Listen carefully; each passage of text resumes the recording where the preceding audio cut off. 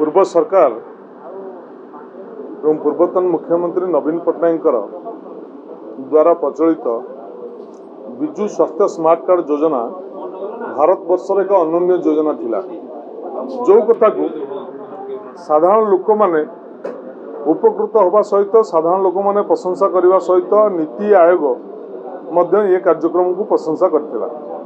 किंतु वर्तमान सरकार केंद्र सरकार चापरे एवं राज्य सरकार दूरदृष्टि अभाव कारण वर्तमान आयुष्मान योजना कार्यकारी करने को जाऊँ। तेणु आयुष्मान योजना एवं गोपबंधु जन आरोग्य योजना यह एक इंश्योरेंस कार्यक्रम। रोगी आग चिकित्सा हम तापर पैसा पाइब।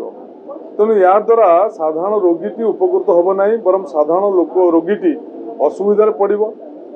आगुरी देखा जाउथिला जे जितेबाला घरे क्या रोग होता लोक जमी बंधा पकाउते, सुना बंधा पकाउते, धार करज करते, महाजन को टंका आणुले। बर्तमान से ही अवस्था को बर्तमान ये सरकार रोगी मान को ठेली दौर। ये सरकार रोगी चिकित्सा सेमती किसी आंतरिकता ना। बीजेपी बर्तमान जो भोट टी पाई जीति ताकू रखापी बीजेपी बर्तमान सामर्थ्य नुह।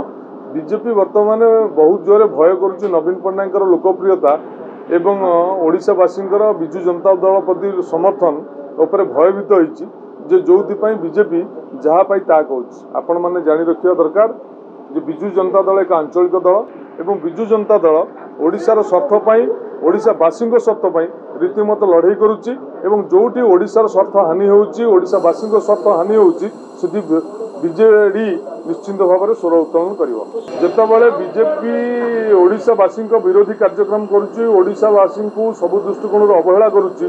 तेणु सेतबले आम जदि विरुद्ध में कहूँ बीजेपी विरुद्ध में सी गोटे जो कुआड़ गोटे योजना कर कहते इंडिपेंडेंट आड़ धड़ी जाती किंतु आपन दरकार बीजेडी ओडिशावासी स्वार्थ लड़ुची ओडिशा लोकों स्वार्थ लड़ुची। ये कथाटा गोटे शुणु मनगढ़ा कथा।